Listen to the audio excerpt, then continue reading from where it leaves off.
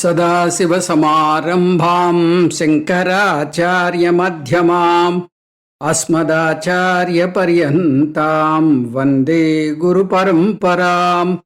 हरिः ओं श्रीगुरुभ्यो नमः। हरिः ओं. Today we will have the bird's eye view of 8th chapter. That is the summary of 8th chapter in Bhagavad Gita.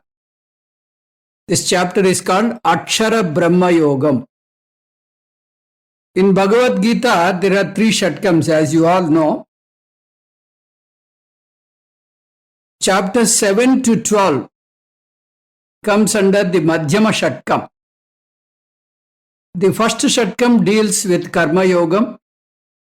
The second Shatkam deals with Upasana Yogam. Third Shatkam deals with Jnana Yogam. Upasana means Saguna Brahma Vishaya Manasa Vyaparam. Upasana is basically the mind oriented. It is a mental activity, a mental transaction. The actions we do with the body or with the tongue, that is Vachakam and Kayakam, cannot be called Upasana. Vachakam becomes Parayanam, then Kayakam becomes the puja and other the sevas. They are all Karma Yogam, which are already dealt in the first Shatkam. Now, Upasana is basically the Manasa Vyaparam. Manasa Vyaparam means the transactions with the mind. All the same, it is not any transaction that you undertake with your mind. If that be the case, your worry is also a transaction which is performed by the mind. That worry cannot be called a Upasana. So, what is the basic ingredient of Upasana? If you see, there are 2 main aspects in Upasana. One is you have to perform with the mind. It is not Vachakam, it is not Kayakam. It is not verbal, it is not performed with the body. This is the first aspect. The second aspect is you have to meditate on Ishvara. You have to meditate on Ishvara. Then, which type of Ishvara you have to meditate? That is the question which comes out with this aspect. Is it Saguna Ishvara Upasana or Nirguna Ishvara Upasana? Saguna Brahma Upasana or Nirguna Brahma Upasana? You cannot meditate on Nirguna Brahma Upasana. It is necessarily the Saguna Brahma Upasana.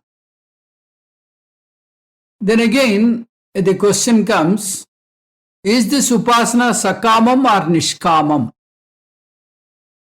It can be any of the 2. If it is Sakama Upasana, we seek the benefit either in this loka or in the lokas after this, to go to higher realms of heaven. So for the mundane comforts or the comforts in the lokas after death, this meditation can be performed. Along with this meditation, these meditators will also get siddhis. The siddhis are not encouraged in the spiritual journey. Even siddhis, come under ihaloka phalam, the mundane phalam, the mundane benefit only. They come under sakama upasana. Then coming to nishkama upasana. Nishkama upasana means not having any mundane desires. This nishkama upasana is also saguna brahma upasana, and it is also a manasa vyaparam. But only difference is you don't have any desire for mundane benefits nor for the benefits in the higher realms of heaven. So this kind of nishkama upasana is the central theme of the second shatkam. So Paramatma talks about this nishkama upasana, which helps the meditator to grow in the spiritual path. So those who want to grow spiritually will take up the nishkama upasana. Again, the nishkama upasana can be categorized into two. Nishkama upasana with Saguna Ishvara Dhyanam, or Nishkama upasana can be culminated to Nirguna Jnanam, Nirguna Ishvara Jnanam. For Nirguna Jnanam, Saguna upasana will help you as a stepping stone. After the meditator perform the Saguna Ishvara upasana for quite long time and achieves Chitta Ekagrata and Chitta Suddhi, Chitta Vaisalyata. That means he becomes Sadhana Chatushtaya Sampanna. He gets qualified for Jnanam. So once he gets qualified for Jnanam, then he has to do Vedanta Vicharana by Sravanam, Mananam, Nididhyasanam. This Jnanam doesn't come under Upasana. The difference between Jnanam and Upasana, the Saguna Ishvara Upasana, one does it with his own effort without any teacher's presence. Whereas a Jnanam, one must acquire necessarily under the guidance of a capable and competent Srotriya Nishta Guru. That's what we have learnt in the 4th chapter. Tadvidhi pranipatena pariprasnena sevaya upadekshyanti te jnanam jnaninaha tattvadarshinaha. So, you have to find a Srotriya Brahmanishta, go to him and seek knowledge. And such a Uttama Guru will teach you the Atma Vidya consistently for quite long time. So after getting the self-knowledge, the sadhaka gets liberated here and now, and he gets Jivan Mukti, and at the fall of the body, he gets Videha Mukti. So, for this kind of upasaka, there is no travel after the death. The samsara chakram will cease. Punarapi jananam, punarapi maranam will not be there. So he is free from samsara chakram. Krishna Paramatma elaborately discussed about this Nishkama Upasana in chapter 7, 9, 10, 11 and 12. Leaving chapter 8. Chapter 8 is a special chapter which Paramatma dedicated for those who cannot come to Nirguna Ishvara Jnana Vicharana. Saguna Upasana, that is Saguna Ishvara Upasana. For some people, they don't have any desires, but for some reason or other, they cannot come to Nirguna Ishvara Jnana. He seeks moksham, he is very much in the spiritual path, but for some reasons, there are some mental blocks, he cannot come to Nirguna Ishvara Jnana. For such persons, Paramatma is very compassionate. He says, doesn't matter. You can continue with Saguna Upasana. You need not come to Nirguna Brahma Jnanam. So with Saguna, Ishvara Upasana is entitled to Brahmaloka. He can go to Brahmaloka, and in the Brahmaloka, by the knowledge given by Chaturmukha Brahma, he gets liberated.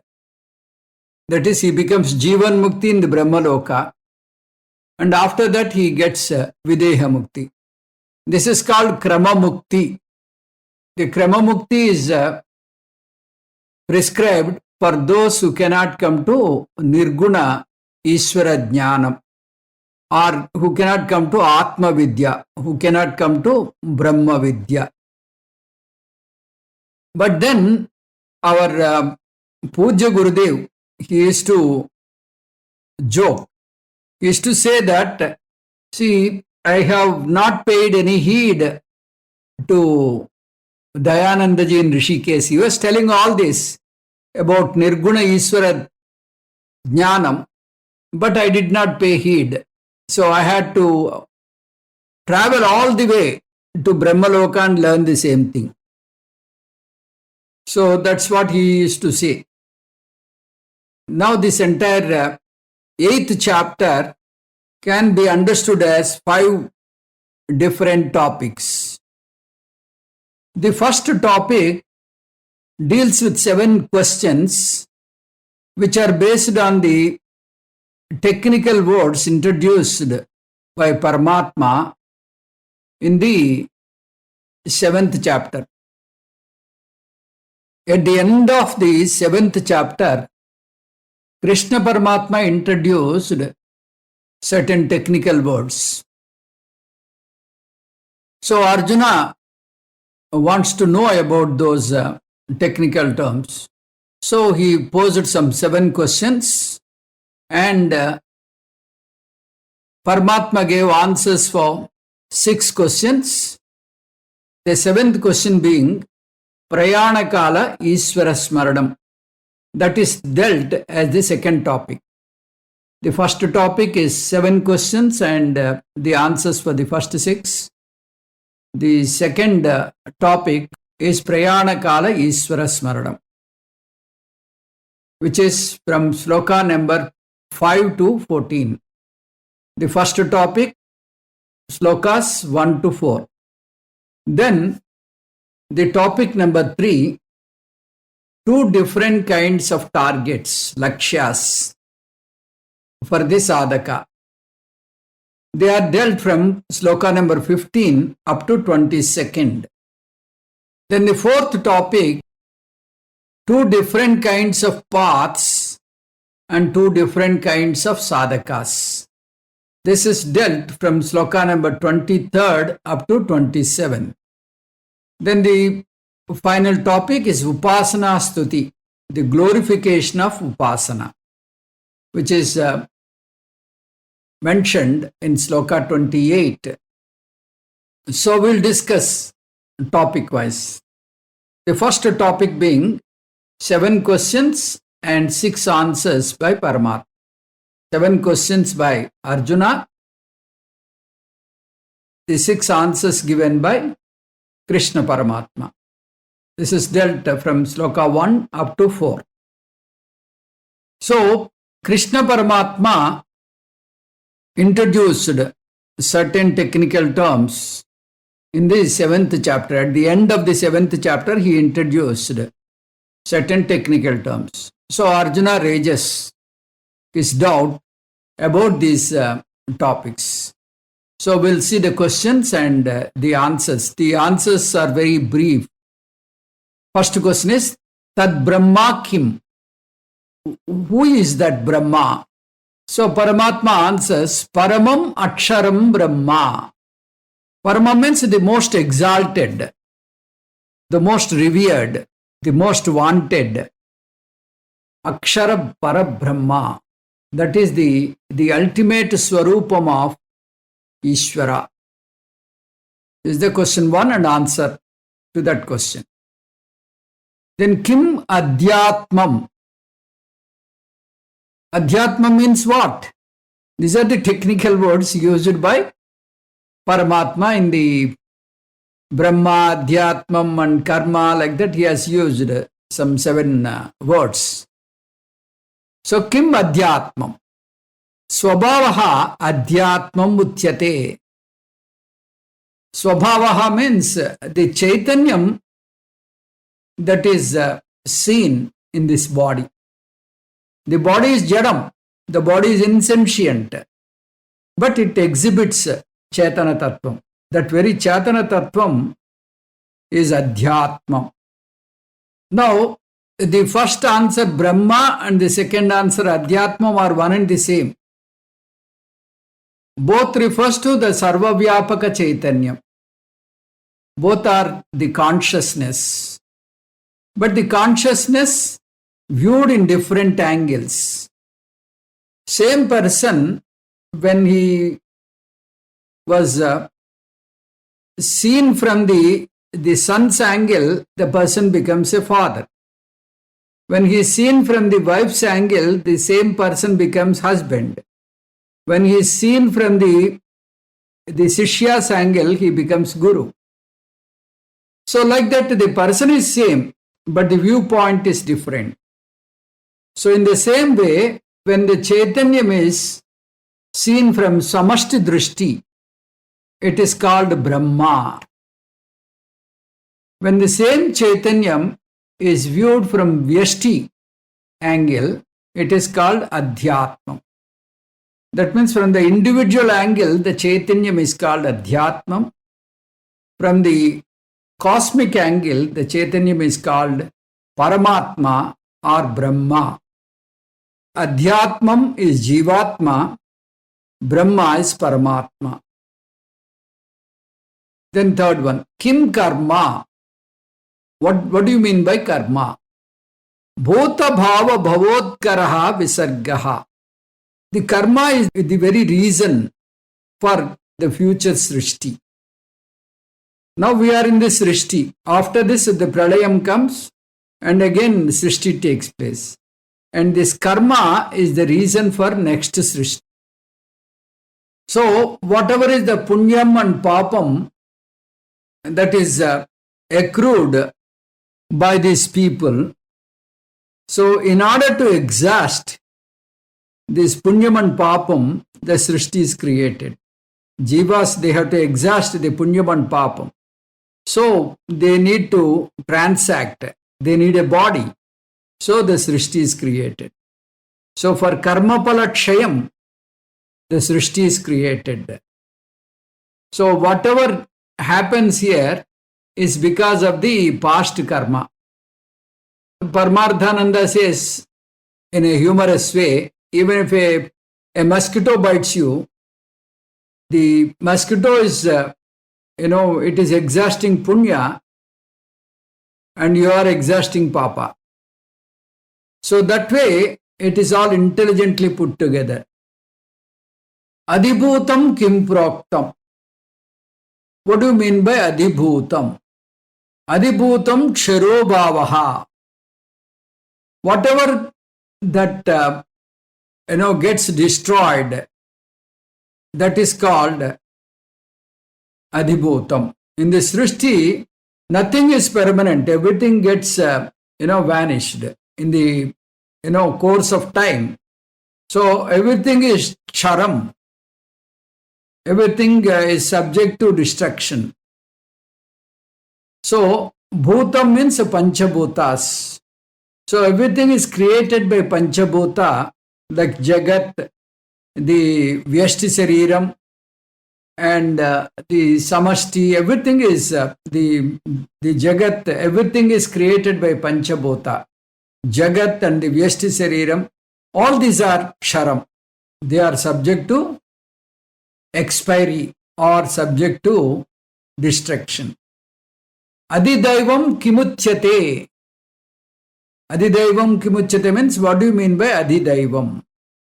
Purushaha Hiranyagarbha is the Adidaivam. Hiranyagarbha means Samashti Sushma Sarira Sahita Chaitanyam.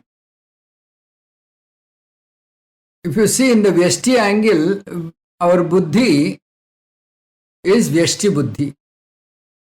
So if you collect all Vyashti Buddhis, the Samashti Buddhi is the Hiranyagarbha. Adi Yajnaha Kaha. What do you mean by Adi Yajnam? Adi Yajnaha Aham Eva. Adi Yajna is Ishvara. Ishvara means Samashti Karana Sarira Sahita Chaitanya. That means Nirguna Brahma plus Maya is equal to Ishvara. Maya means Karna Prapancham or Avyakta Prapancham. Nirguna Brahma means Chaitanya Tattvam. So Chaitanya Tattvam plus Maya is Ishvara. Adi Yajnam is Ishvara, Chaitanya Tattvam plus Avyakta Prapancham. Then Arjuna extended this question. Katham asmin dehe vartate. How this Adiyajna works in this body. Prajna rupena Ishvaraha asmin dehe vartate. So in this body, he is there present as Prajna. So all the transactions that we are doing will accrue punyam and papam. They are being noted by the prajna who is residing in our body. So based on that, he gives karma phala. So Adiyajnam is karma phala data Ishvara, who is very much presiding in our body as prajna. So with this, the first 6 questions of Arjuna and the answers of Krishna Paramatma are over. Now the second topic, that is Prayanakala Ishvara Smaranam, which are dealt from sloka number 5 up to 14. So this is what we are going to see now. So the question is, Prayanakalecha kadam jnayosi niyatatmabihi. How do we know, how do we remember Ishvara at the time of death? Is there any speciality? So, is there any speciality in remembering Ishvara? That is question 1. How to remember him is the question 2. So, both put together, we can call it Ishvara Smaranam at the time of death. Prayanakala Ishvara Smaranam. Krishna Paramatma gave the answer for this elaborately. This path is called Prayanakala Smarana Yogam. Some people, they are scared of talking about Prayanam. They don't want to talk about death. Paramatma reminds one Prakruti Sutram, one fundamental sutram which is prevalent in the mundane affairs. Whatever you think, you remember at the time of death. Whatever you meditate, whatever you think deeply throughout your life, you become that. So, this will be the last thought in your mind. So, your life is decided by the free will or your vasanas. So you have to put an effort in building subha vasanas. It is like this, when you take your first puff, when you smoke first time, you have a choice to reject it. It is totally under your control. You don't exercise your free will. You become slave and you cannot overcome that.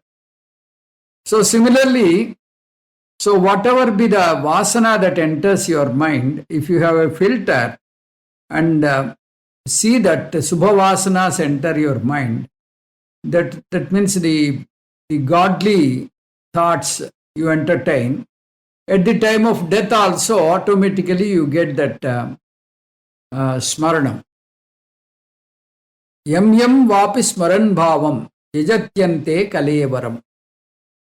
Tam tamevaiti kaunteya sada tadbhava bhavitaha.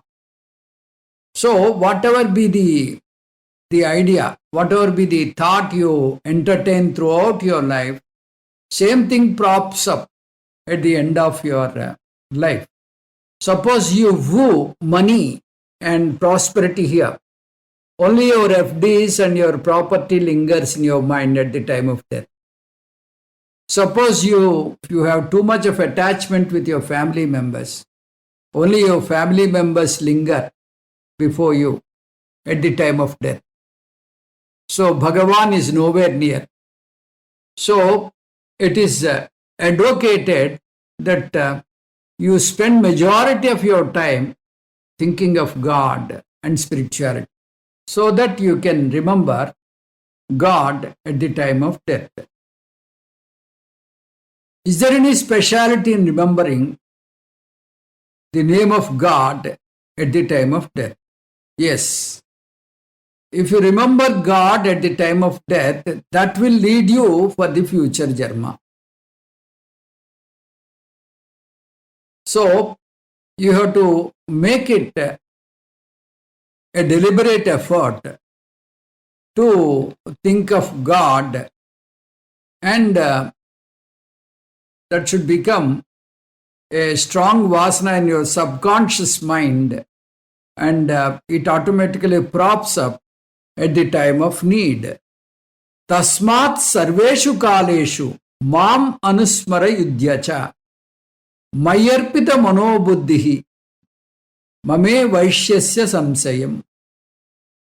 Therefore, sarvakaleshu, you remember me and do your duty. You dedicate your mind unto me, then undoubtedly you can recall me. So this is what Narada talks in his Bhakti Sutra. Satsangatve nissangatvam dussangaha sarvada tyadyaha. So don't have any dussangam. You should have good company. And you should avoid all bad company. Be away from bad company. So you need not hate people, but you avoid their company. Sarveshu kaleshu, at all times, may you remember me.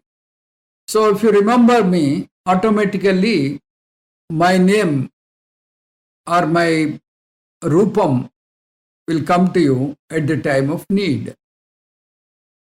So Nishkama Upasana one has to perform in order to instill Subhavasanas, in order to instill the strong,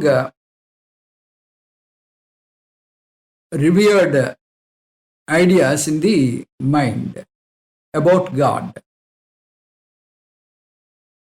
Then the third topic is two different kinds of lakshyas, two different kinds of targets, which are dealt from sloka number 15 up to 22nd.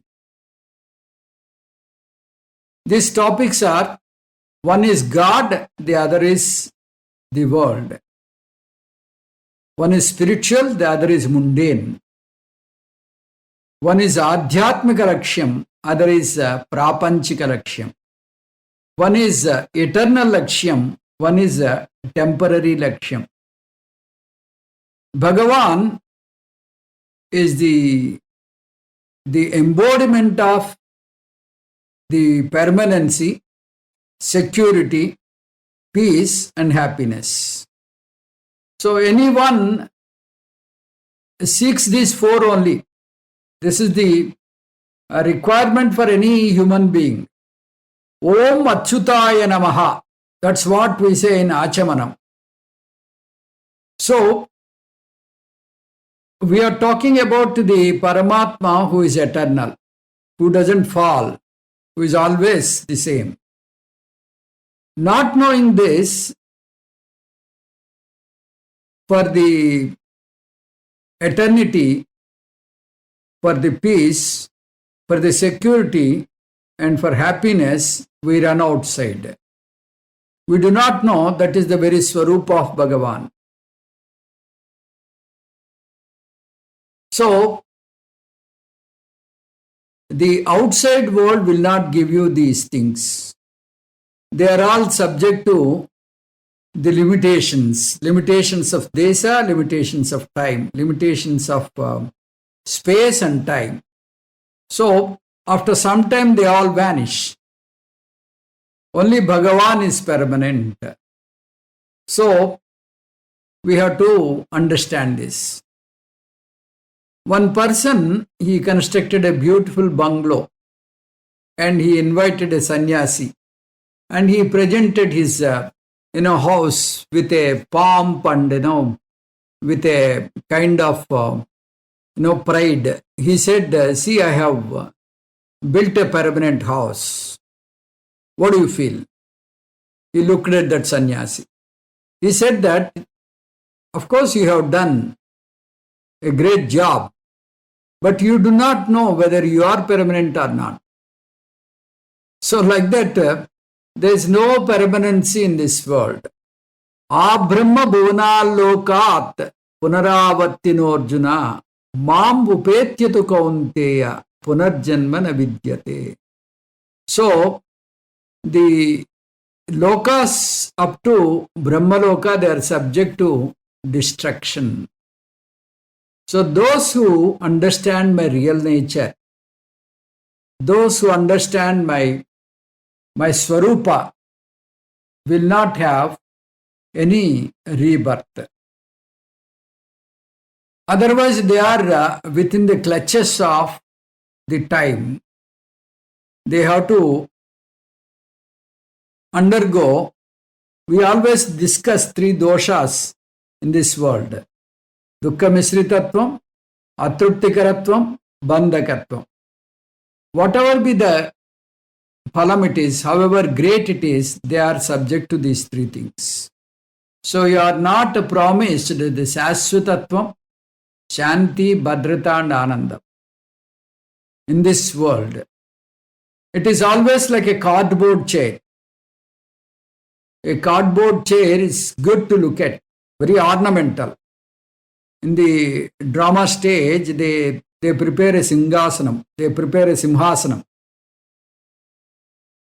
The golden throne made out of cardboard, paper pulp. So, it is very good, nice to decorate the stage. It is worth everything, but one thing it is not worth. You cannot sit on it. The moment you sit on it, you will fall down and break your leg. So, for your entertainment, you can use the word. For your day-to-day transactions, use the word, but don't depend on that. For depending, you have to depend on the God only. So, there are two types of margas, preyas and sreyas. We have four purusharthas, dharma, artha, kama, moksha. The first three are called Prayomargam, moksha is called Sreyomargam. Paramatma is saying that the Prayomargam is only a temporary marga. It gives only a limited phalam. If you want peace, happiness and security and eternity, seek Sreyomargam. You have to depend on God. That is what Paramatma wants to say. Then the fourth topic is two different kinds of paths and two different kinds of sadhakas. In this chapter, Paramatma is talking about a sadhaka who cannot come to Jnana Yogam, who stays in Saguna Ishvara Dhyanam, that to Nishkama Saguna Ishvara Dhyanam, who cannot graduate himself up to Nirguna Ishvara Jnanam, who cannot graduate himself to Nirguna Ishvara Jnanam. He stays with Saguna Nishkama Ishvara Dhyanam.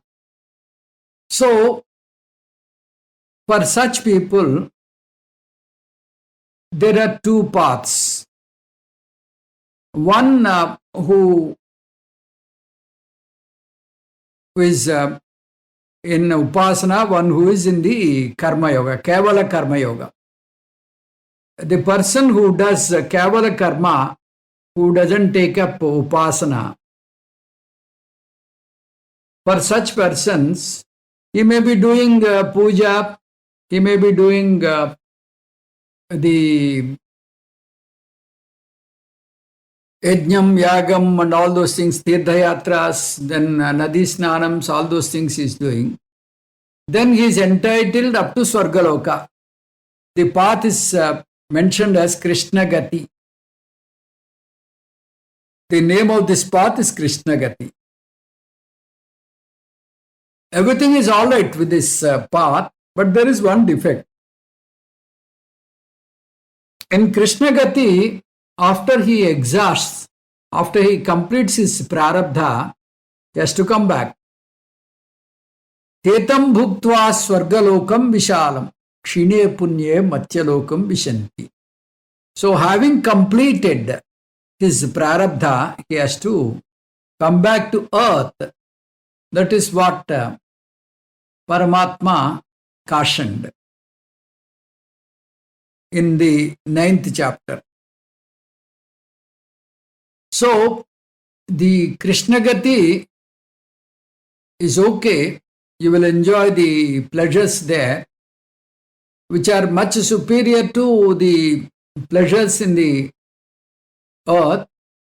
But then you have to come back. You have to go with a return ticket.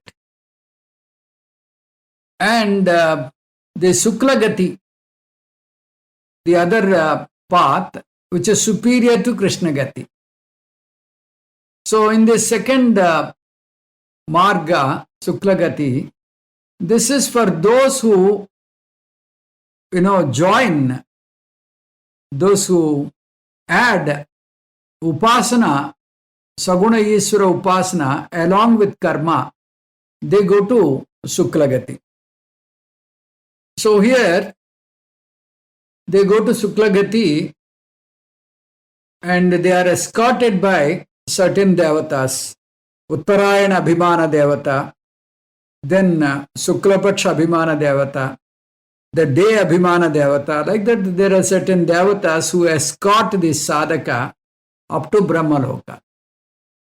Similarly, for Krishna Gati, the Abhimana Devatas are Dakshinayana Abhimana Devata, Krishna Paksha Abhimana Devata, then Ratri Abhimana Devata.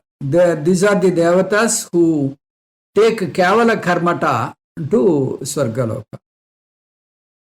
The two types of sadhakas are Suklagati sadhaka, who is a Nishkama Upasaka who couples his Upasana with Karma Yoga. He goes to the Brahmaloka. Then Krishna Gati, the sadhaka who joins the good karmas, Pancha Mahayajnas, who are doing this dhanam and all that, who are doing pilgrimage, who did nadi snanams, all those things, but they have not adopted any upasana. They cannot get krama mukti. This is for sure. Therefore, they cannot, they are ajnanis only. Both upasakas and kevala karma yogi, they are ajnanis. They are not, graduated up to the Atma Vidya. So these sadhakas, those who adopt only kevala karma, is entitled to Krishna Gati. So these are the two sadhakas. One who adopts Krishna Gati, the kevala karmata. One who adopts kevala karma, the Sukla Gati marga sadhaka. One who adopts karma and upasana. He goes to the highest realm of heaven, that is Satyaloka or Brahmaloka, and gets knowledge from Chaturmukha Brahmaji and becomes Jivan Mukta and Videha Mukta. So these are the two sadhakas. And in the last sloka, 28th, the final sloka, Paramatma glorifies upasana. Here he is not comparing the upasana with jnanam. Jnanam is nowhere in this chapter. It is only the comparison between kevala karma and upasana. If you do kevala karma, you go to Krishna Gati. If you add karma plus upasana, you go to the higher realms of heaven. So this is what Paramatma wants to say. Tasmat sarveshu kaleshu yoga yukto bhavarjuna yogi paramam sthanam upaiti chadyam.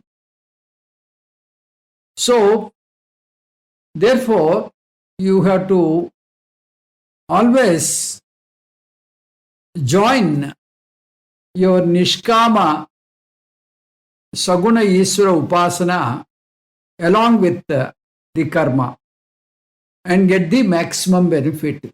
What is the maximum benefit? The loka prapti. That too, Brahma loka prapti. Therefore, such a yogi paramam sthanam upaiti. So for such a yogi means the one who does upasana and karma, paramam sthanam upaiti. He gets that Brahma loka. So there are three things. Jnani, that means nirguna jnanam. Jnani means one who gets nirguna jnanam, gets Jivan Mukti, Videha Mukti. For him, there is no travel. Upasaka, one who does Saguna Ishvara Nishkama Upasana, along with karma, goes to Brahmaloka through Sukla Marga and gets Krama Mukti. Then Kevala Karmata, one who does the Vaidika karmas and does not adopt upasana, then he goes to Swargaloka and comes back. So this is the summary of 8th chapter. The chapter being Akshara Parabrahma Yoga. So in the next class, we'll start the 9th chapter. Om Tat Sat Sarvam Sri Krishna Arpanamastu. Om Purnamadah Purnamidam Purnat Purnamudatyate Purnasya Purnamadaya Purnameva Vasishyate. Om Shanti Shanti Shanti. Harihi Om Shri Gurubhyo Namaha. Harihi Om